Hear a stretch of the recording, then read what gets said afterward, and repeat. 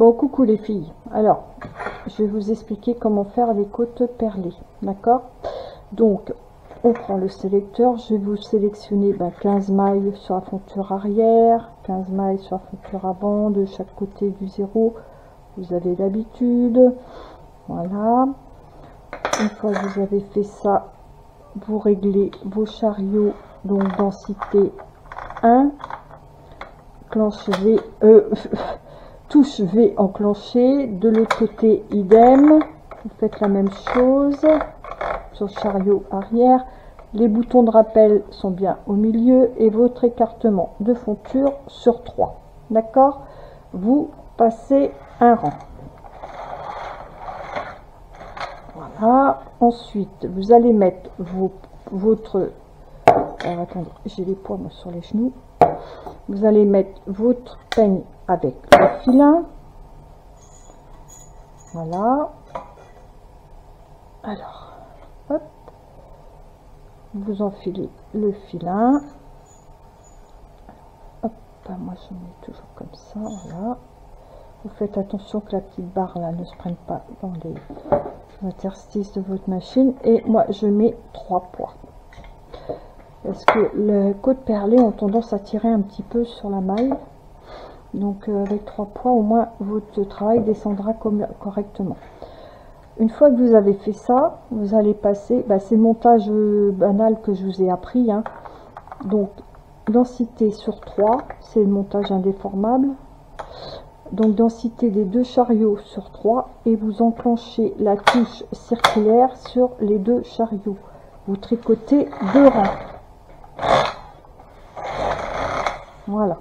Une fois que vous avez fait vos 2 rangs, là, on va régler la densité pour faire vos côtes perlées, d'accord?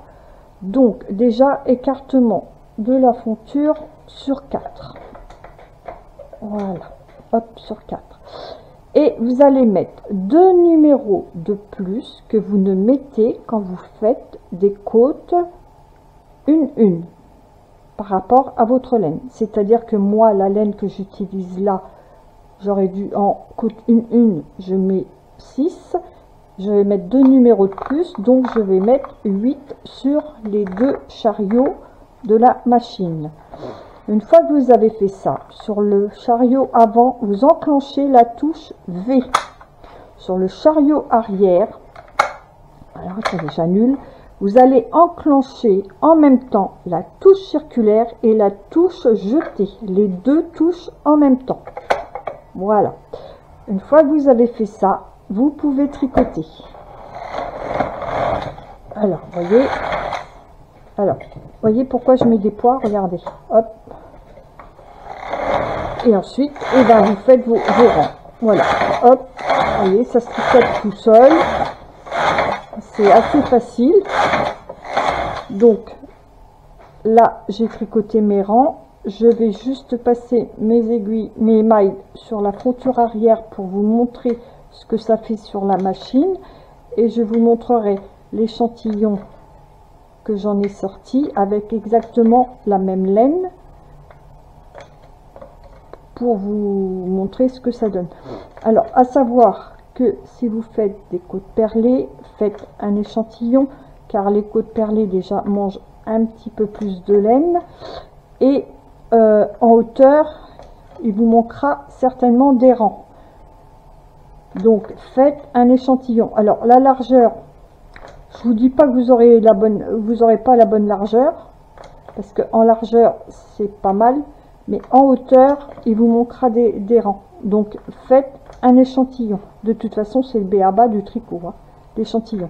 Moi j'en fais pratiquement plus parce que je connais mes laines et je sais comment je travaille. Ça fait 40 ans que je travaille là-dessus, donc voilà. Mais pour les novices, faites un échantillon, d'accord? Voilà ce que ça rend sur la machine. Vous voyez, ça fait un beau point régulier, hein, c'est sympa. Voilà. Alors si je vous montre le petit échantillon que j'ai fait avec la même qualité de laine, exactement le même, voyez, voilà. Donc comme je vous disais, c'est un point qui a tendance à rapetisser un petit peu, donc d'où l'intérêt de faire un échantillon. Et pour voir la différence, voyez, je vous ai fait des côtes une en dessous, et les côtes perlées ensuite pour que vous voyez bien la différence. Et l'envers est comme ça. Alors, vous pouvez faire un pull réversible, hein. C'est-à-dire qu'après, au niveau des coutures, il faut faire du grafting, ce qu'on appelle du grafting.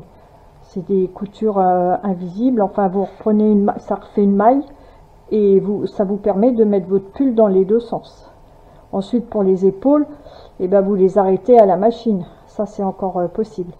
Vous réunissez les deux épaules et vous les réunissez, vous les finissez en même temps. Voilà. Donc là pour aujourd'hui, ça ce sont les côtes perlées. C'est sympa, hein, c'est un petit point qui peut être sympa, mais qui est, je pense, qui mange un petit peu plus de laine que la normale. D'accord?